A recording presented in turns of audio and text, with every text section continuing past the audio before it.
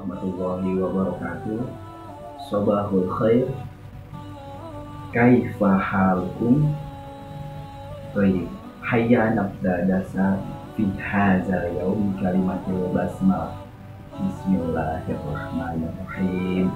Jadi pada kesempatan kali ini Bapak akan menjelaskan pelajaran bahasa Arab dengan menggunakan video pembelajaran. Karena kita tidak bisa bertatap muka di dalam sekolah, jadi Bapak membuat penjelasan menggunakan video pembelajaran. Dan untuk kali ini Bapak akan menjelaskan tentang kaidah laisa. Laisa itu berfungsi untuk meniadakan atau bermakna bukan. Nah, dan untuk penjelasan lebih lanjutnya lagi, mari simak video berikut ini. Baik, kita masuk ke dalam penjelasannya. Bapak ulangin lagi. Laisa ini berfungsi untuk meniadakan atau bermakna bukan. Jadi laisa ini digunakan atau kita gunakan ketika ada suatu pernyataan yang tidak sesuai. Untuk contoh-contohnya nanti dijelaskan.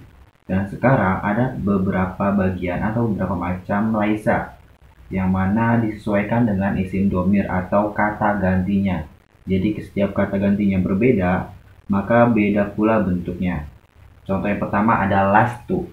Lastu ini bermakna saya bukan titik-titik. Nah, tu di sini itu bermakna saya atau menggunakan kata dhamir anak. Nah, untuk yang kedua itu ada lasta. Dan tak di sini itu bermakna kamu bukan. Nah, dia menggunakan dhamir anta. Yang ketiga ada lasti. Ti di sini bermakna kamu perempuan. Kalau yang anta tadi kamu laki-laki. Jadi lasti artinya kamu perempuan bukan titik-titik. Ya, pakainya anti. Yang keempat ada laisa. Bentuknya sama dan dia bermakna dia laki-laki. Pakainya huwa. Jadi kalau dalam bahasa Indonesia laisa itu dia laki-laki bukan titik-titik. Selanjutnya ada laisat. Laisat tak sukun di sini bermakna kata dhamir hiya. Jadi kalau laisat itu maknanya dia perempuan bukan. Dan untuk lasna yang terakhir, nah di sini bermakna nahnu atau kami. Jadi maknanya kalau lasna itu kami bukan titik-titik. Jadi kalian harus memahami dulu 6 macam dari kata laisa. Berbeda kata gantinya atau isim dhamir berbeda pula bentuknya. Jadi inti pembelajarannya itu di sini. Kalian paham mana kata gantinya dan mana bentuk dari laisanya. Jadi ini kalian harus catat dan kalian sudah harus hafal di nalar. Harus sudah nalar. Untuk contoh-contohnya Bapak akan berikan berikut ini. Baik, di sini ada 2 contoh. Yang pertama itu ada kalimat ana tilmizun lastu mudarrisan. Jadi artinya dulu nih Bapak kasih tahu. Saya seorang murid, saya bukan seorang guru.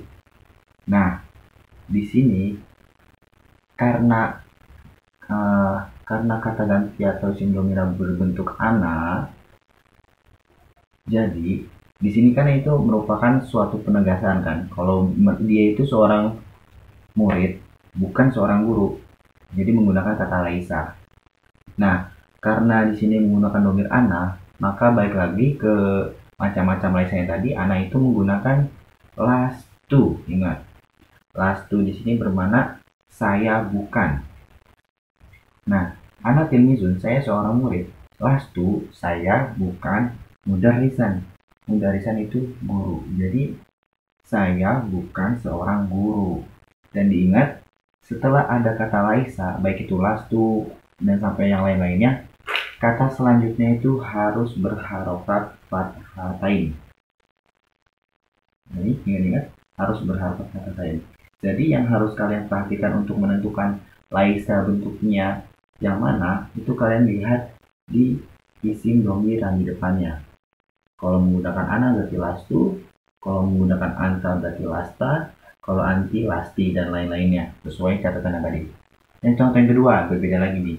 Fatimatu muhandisatun laisat tabakhotan. Nah, artinya Fatimah merupakan seorang arsitek.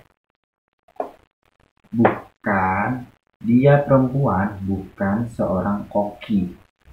Nah, ini untuk perbedaannya.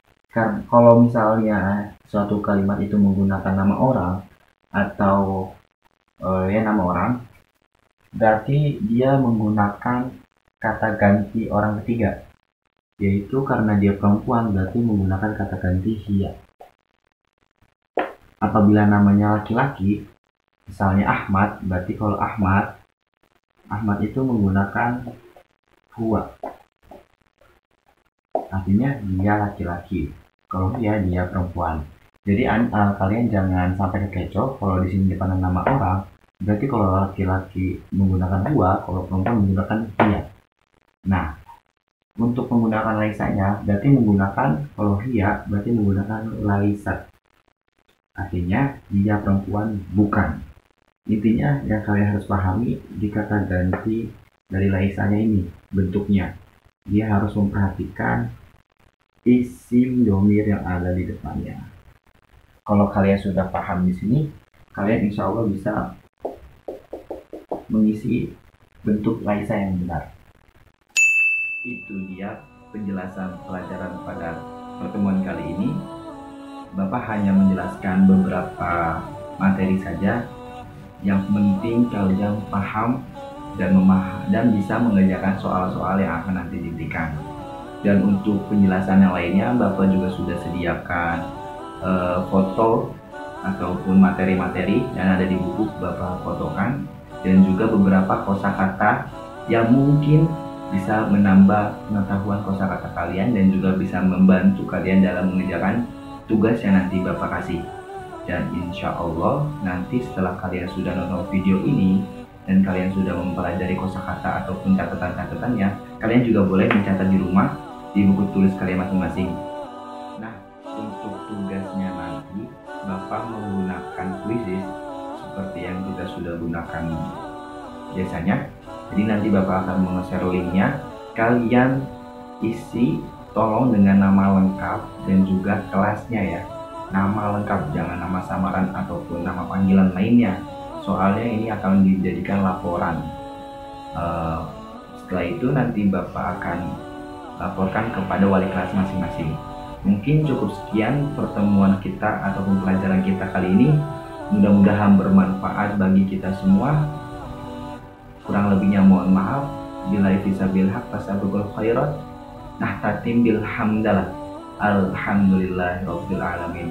Assalamualaikum warahmatullahi wabarakatuh.